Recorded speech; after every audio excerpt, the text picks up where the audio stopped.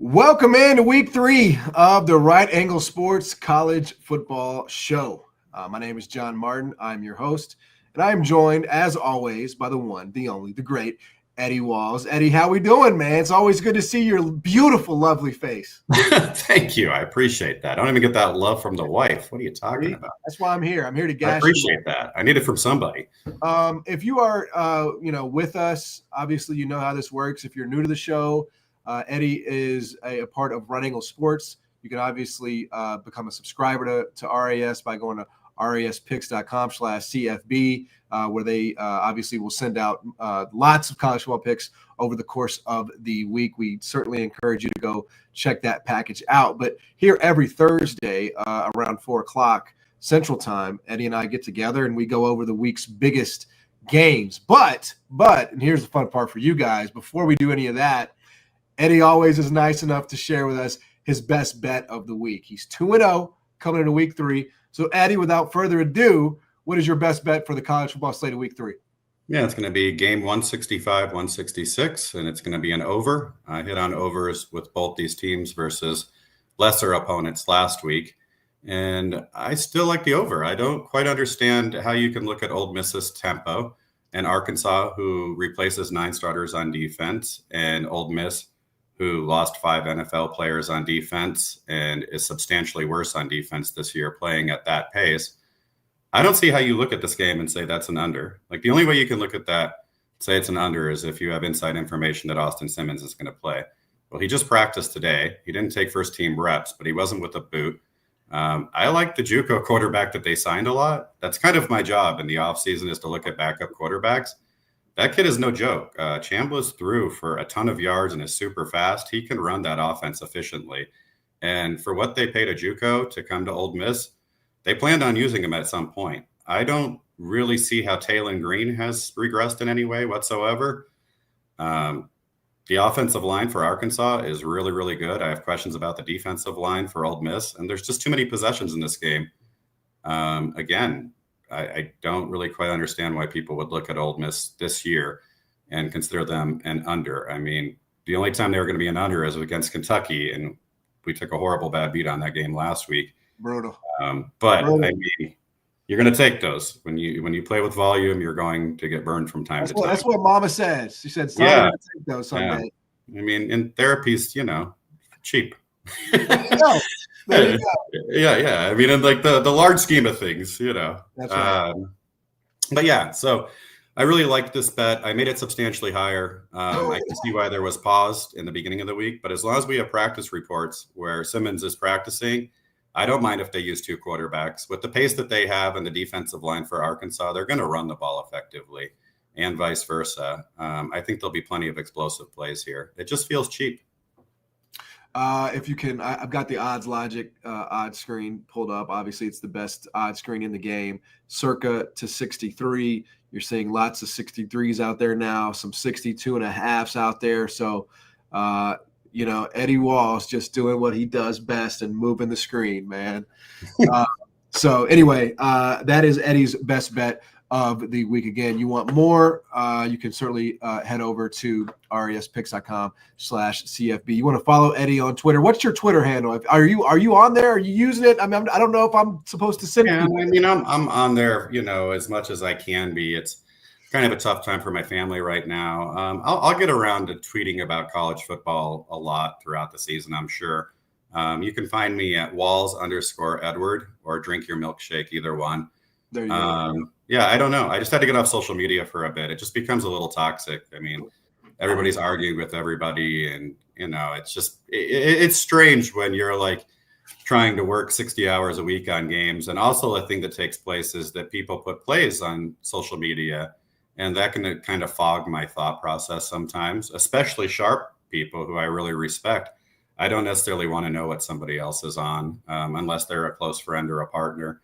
I talk about games enough with people to where, if CK175 likes the over and I like the under, I have to start wondering why he likes the over, and it just becomes muddied. But yeah, I'll get on there, and my DMs are always open. If anybody ever needs to talk about anything from life to games, I always answer every DM. I check them every single morning, and there's quite a few sometimes. So Yeah. Always happy to talk with You're anybody. the man. You are the absolute man, and I can vouch for that. Even before I was a part of this, it's an absolute fact.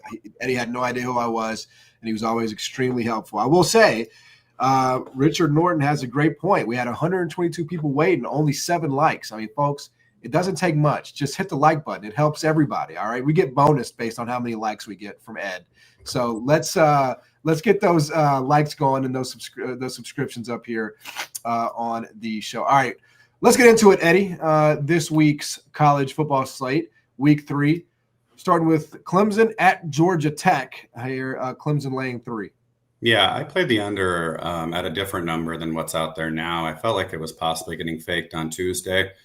I don't even mind playing it at this number, 52.5.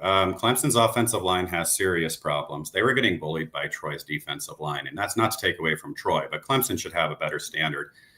The offensive line sucked last year. I don't know why I thought it would be so substantially better this year. They also have an offensive line injury. They have a wide receiver, Williams, who's extremely important. They're both questionable. Haynes King is banged up. He didn't play last week. He was kind of iffy in practice on Tuesday. If Georgia Tech is going to win this game, which I think that they have a fair chance to do, they're going to have to control the ball through the run game using King and maybe some slants to Rutherford and stuff like that. But they can't afford to trade points, and they probably know that, especially with a banged-up quarterback. I really believe that Clemson is a very, very good defense that is just trying to figure it out on offense for like the 3rd year in a row.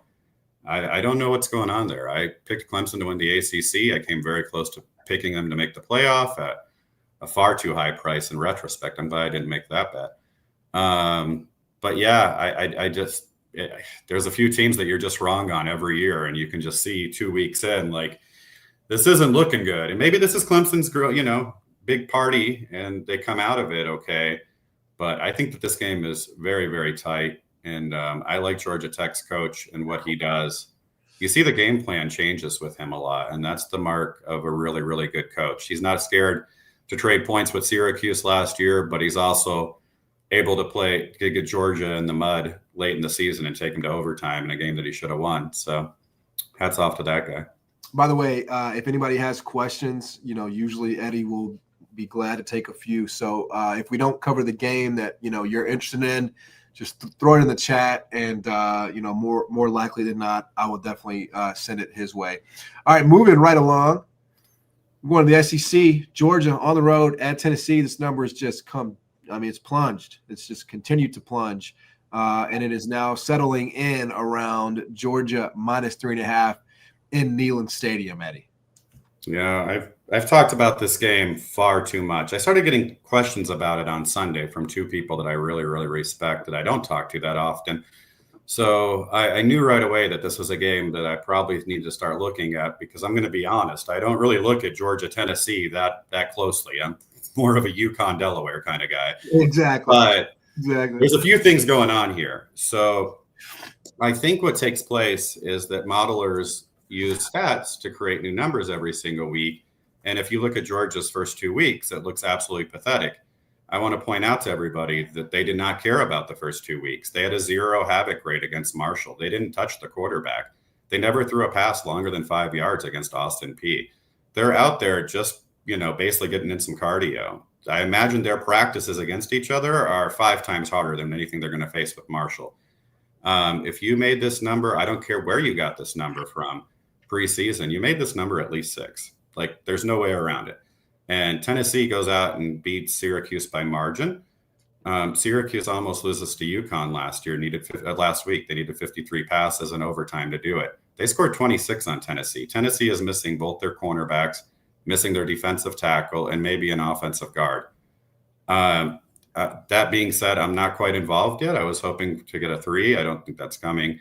I don't really know what I'm going to do with this game. It's not a game that, like I said, is normally on my radar. There's just so many better bets for me normally, or games that I really want to look at for a long period of time. I ended up spending way too much time on this.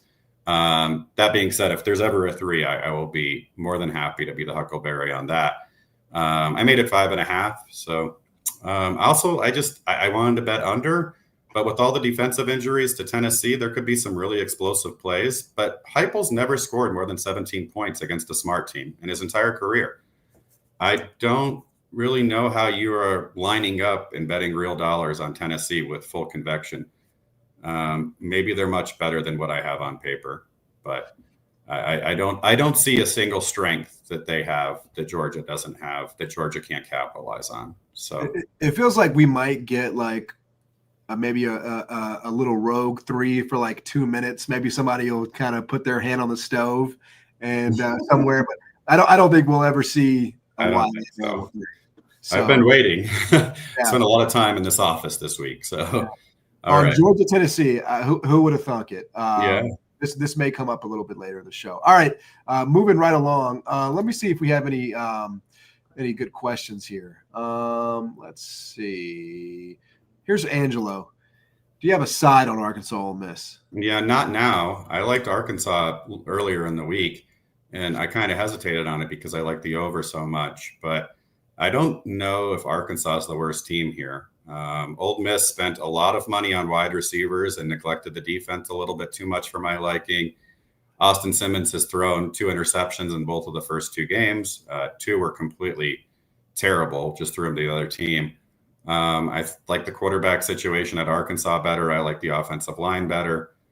Not a lot better. I think Ole Miss has a good offensive line. I don't want to take that away from them. But I thought anything above 7 was pretty nice. And I hesitated, and now I kind of wish I had it. I'm gonna put this one through because 2 reasons. One is it's my guy from Memphis, and 2, I know we have a release on this game. He's asking about DT plus the points is asking about Houston, Colorado. Wow. All right. That's great. It's a good question. We released, I believe, over 42.5. There was a lot of reasons why. First of all, I think that Houston is playing about 5 seconds per snap faster than last year, and they have an actual quarterback in Wegman. Now, he's not overly accurate, but he's a lot better than Chris when it comes to creating. And then Colorado's entire goal this offseason was to build a run game and have a running quarterback. Well, they found out that Salter doesn't have an arm, and Julian Lewis isn't ready to play. So they're going with Staub, who's more of a pocket passer. So they're going to air it out a lot more. I was initially on the under in this game before they announced Staub, and I actually had to get off and jump on the over.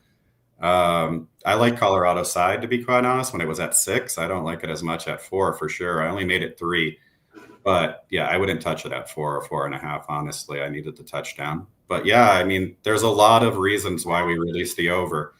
The biggest part is that Colorado just can't run the ball, so they're going to be passing it 30 times a game, and that's a completely different mindset than what we were making totals at 2 weeks ago.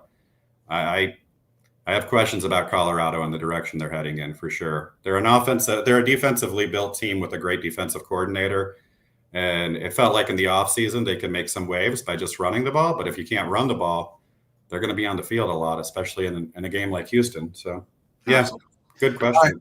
Let's move along here. We'll get to some more, but we have a few more games to hit. South Florida just keeps on trucking, winning on the road outright as a 17.5, 18-point dog at Florida. Now they got to do it again, go on the road to Miami, and it's basically an equivalent number here at 17.5, Eddie. What are we going to do with these South Florida Bulls? Well, I'll tell you what I did, and I was actually flirting with it being my play of the week.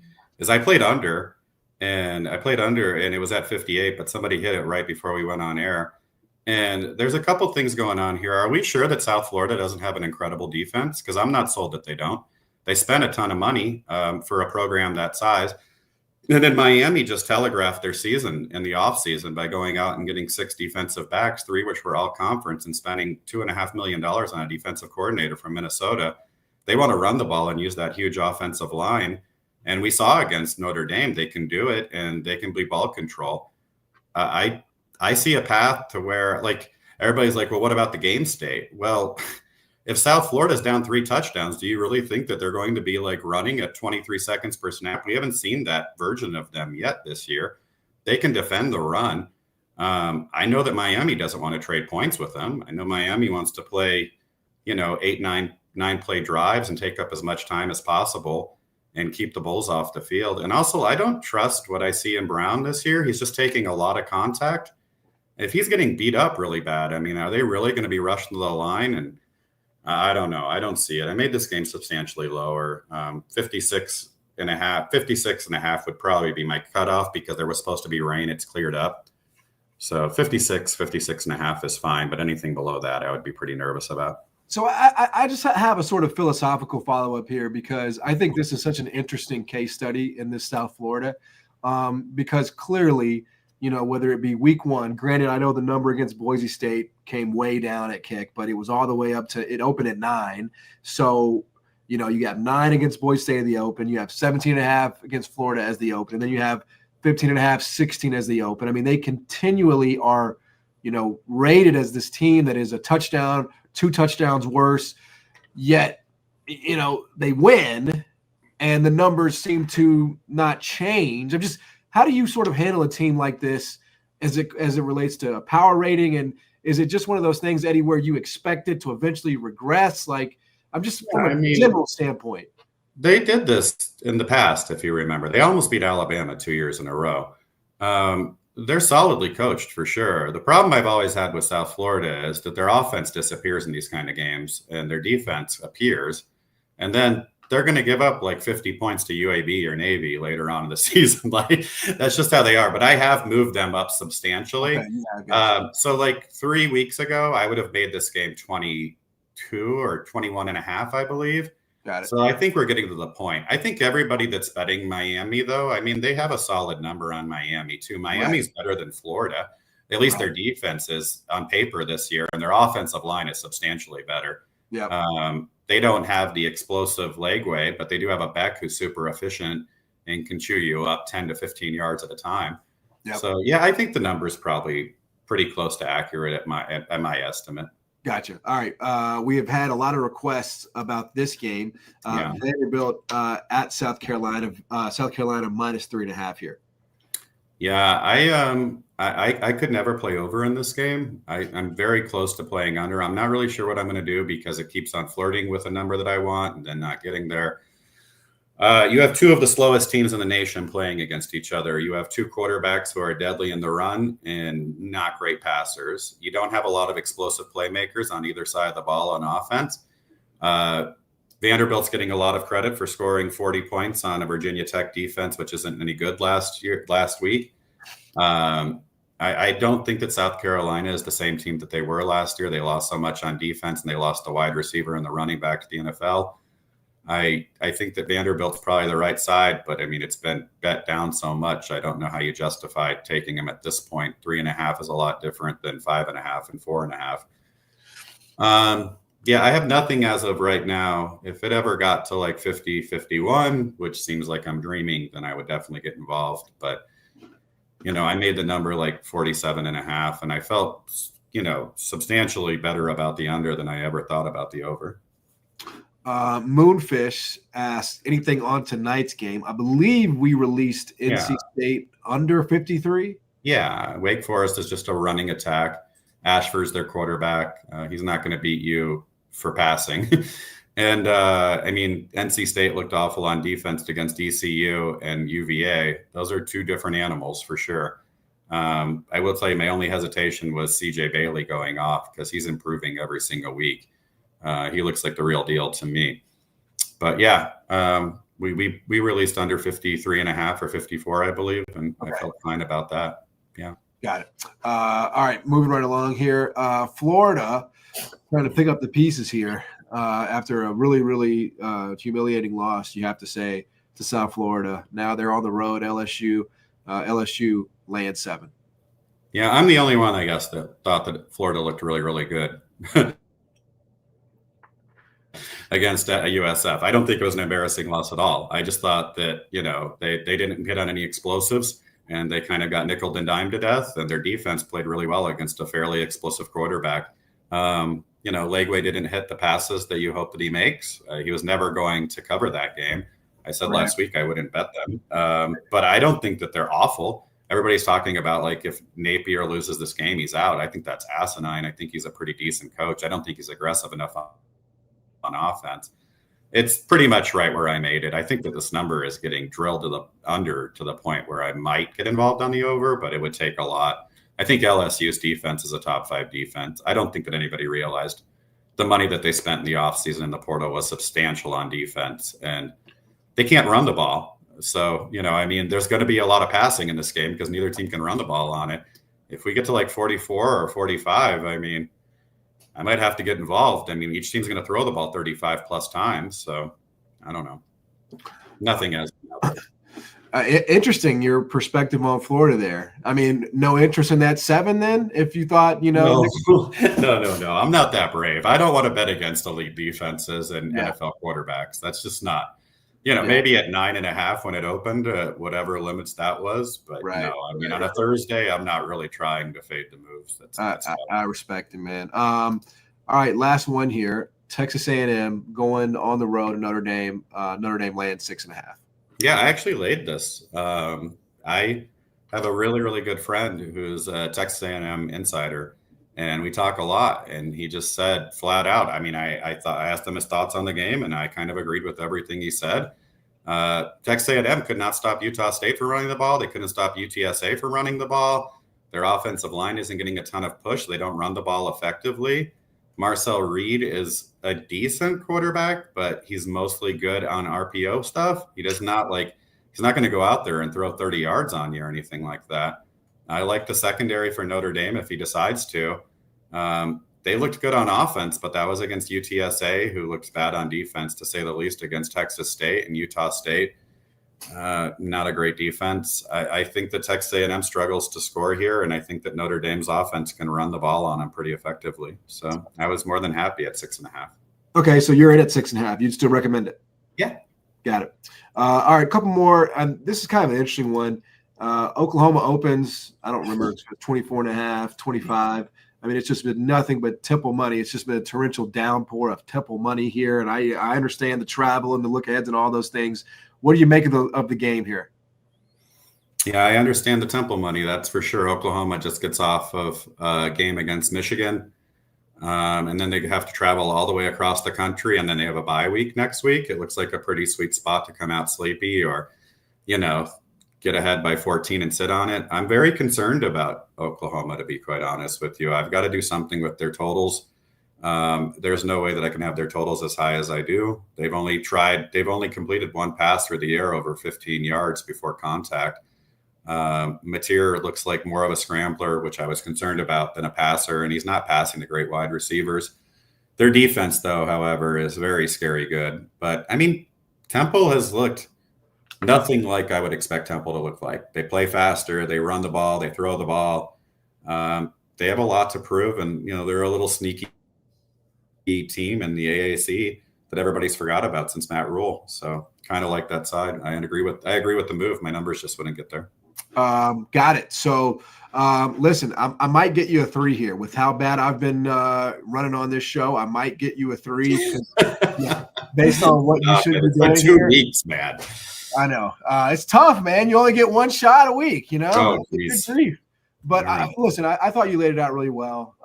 This number has just crashed down to a point to where I'm now interested in Georgia at 3.5. I know Tennessee doesn't lose at home under Heupel, but when they do, it's to Georgia. And you mentioned it, just no strengths really, no advantages here. And I think this is one where Georgia can kind of pin their ears back. To me, the big thing is the Tennessee DB injury situation. It just feels like it's going to be too much to overcome. And I'm not really sure what we've seen from Tennessee in the first 2 weeks that would make me feel like this number should come down from the open. Like they beat up on Syracuse, fine, and they beat up on an ETSU team. I don't care about any of that. They were always going to do that. So with the injuries to the DBs and a discount, I'm going to take it. I'm going to put my hand in that bear trap, and I'm going to take the dogs. Georgia minus 3.5. Let's see if we have a few more here before we get out of here. Dank Hake says, I'm already with you on Georgia. Let's go. All right. Let's flip this around here on the show. People are asking about is this New Mexico? New Mexico against UCLA. UCLA is minus 15.5. I know people they can't wait to fade Deshaun Foster. I don't blame them. I don't necessarily handicap games like that, though. I don't know if you were getting full Michigan effort there. I doubt it, to be quite honest with you. I think that also you had a freshman starting his first game in college. There was a lot of factors there. I think that if you wait, hopefully you can get a better number. If you like New Mexico, I will tell you that I love the staff. I think that Jason Eck is a hell of a coach. I like what their defense looks like. They're very, very run heavy, and that's about the only strength that UCLA has is a really good run defense. But boy, after seeing Nico and Foster the first 2 weeks, it would not shock me to see the Lobos make a real game of this. I just don't have numbers to support that. If it got to 17, me and you would be both on New Mexico, but I don't think we're going to get there. But you can wait it out. I mean, it's not going to go to 14 before it goes up, I don't believe. So right. And then I've gotten multiple questions about this one, and then we can get out of here. Georgia Southern -3.5, 4. Yeah, we released it. We released -3. There's a couple of factors here. First of all, I don't think Jacksonville State is any good. I think that who they beat last week in Liberty is very, very bad, especially at run defense where they got over 300 yards running. And also Georgia Southern looks terrible. What would you have made this game like 3 weeks ago? Would you have made it 7? Because I would have made it 9. And Georgia Southern looks awful against USC. Well, that's not really a fair comparison. And then they look terrible against Fresno. Well, Fresno's looking pretty damn good. I don't think that Georgia Southern is a bad team by any stretch. I just feel like they faced 2 opponents. They faltered in the second half after throwing some interceptions against Fresno, and USC is USC. I think that this is a crazy number, to be quite honest with you. I think that people are just overreacting to 2 weeks of games where they never even got to go home. They never flew home. So they stayed on the West Coast to get beaten by 50 or whatever at USC. They get to go first. Their home opener is pretty important to them. They're a veteran team with a good coach. Jacksonville State starting over. I just think it's an overreaction to 2 weeks of miserable play, what it looks like. But, I mean, they're underdogs in both games for a reason. So, well, as always, Eddie, man, you're the best. Appreciate everybody that spent some time with us here on this beautiful Thursday afternoon. Again, you want to get more picks, more stuff from Eddie, rspicks.com/CFB. And real quick housekeeping note, I'm going to be back in about an hour and a half. We're going to be having a college football RAS release show, the Hold the Line promotion in partnership with Bet Online. So we will have another one for you. We won last week. We're coming back again in about an hour and a half. So, make sure you keep it locked here on the RAS YouTube channel. Thanks, everybody, as always, for spending some time with us. Eddie, good luck this weekend, my friend. Thank you so much. Have a great week, you guys, and good luck. May all the end games go your way, and we'll see you next week, hopefully.